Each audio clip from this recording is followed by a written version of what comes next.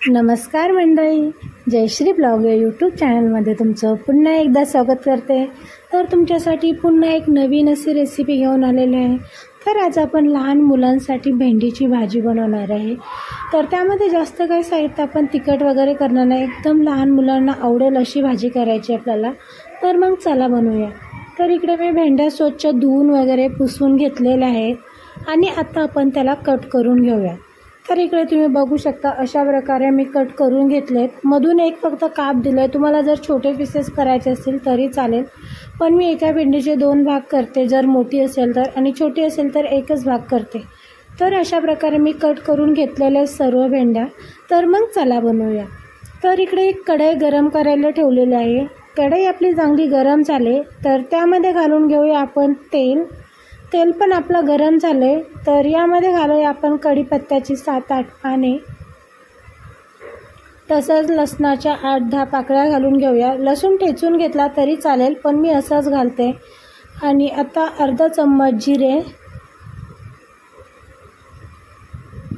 तसंच अर्धा चम्मच मोहरी नाही घातली तरी चालेल। तर हे चांगलं फुलून द्यायचं। हे चांगलं फुललं की यामध्ये आता आपण घालून घेणार आहे आपण कट करून घेतलेली भेंडी, आणि तिलाही चांगले तेलामध्ये परतून घेणार आहे। अर्धा 1 मिनिट चांगली भेंडी तेलामध्ये परतून घ्यायची। तर इकडे आपण भेंडी तेलामध्ये चांगली परतून घेतलेली आहे। तर यामध्ये आपण आता घालूया मीठ, चवीनुसार मीठ घालून घ्यायचं। आपण लहान मुलांसाठी बनवतोय तर त्यासाठी आपण त्यामध्ये तिखट वगैरे काही घालायचं नाही। तर इकडे मी मीठ आणि थोडीशी हळद घालून घेतलेली आहे आणि तिला व्यवस्थित मिक्स करून घेते। तसंच यामध्ये मी घालून घेते 1 चम्मच गरम मसाला, त्यामुळे भेंडीला खूप छान टेस्ट येते आणि मुलं आपली खूप आवडीने खातात।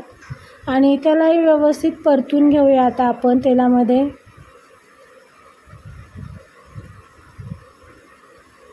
तर इकडे मी मस्तपैकी परतून घेतलेलं आहे, तर तुम्ही बघू शकता।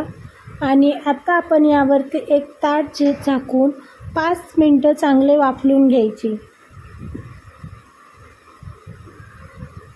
तर 5 मिनिटं झालेले आहेत आणि आपली भेंडी पण बघू शकता मस्त अशी शिजली गेलेली आहे। तर तिला आपण चेक करून घेऊया।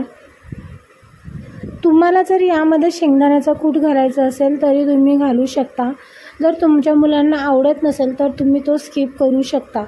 तर इकडे मी शेंगदाण्याचा कूट नाही घालत, तर यामध्ये मी घालून घेते बारीक चिरलेली थोडीशी कोथिंबीर आणि तिलाही व्यवस्थित मिक्स करून घेते। तर इकडे आपली मस्त अशी चटपटीत लहान मुलांना आवडेल अशी भेंडी रेडी झालेली आहे। तर मी तिला इकडे एका प्लेटमध्ये काढून घेते। तर इकडे आपली मस्त अशी भेंडी रेडी झालेली आहे। लहान मुलं खूप आवडीने खातात आणि खूप सोपी पद्धत आहे, तुम्ही लगेच त्यांना बनवून देऊ शकता, 5 मिनिटामध्ये रेडी होते।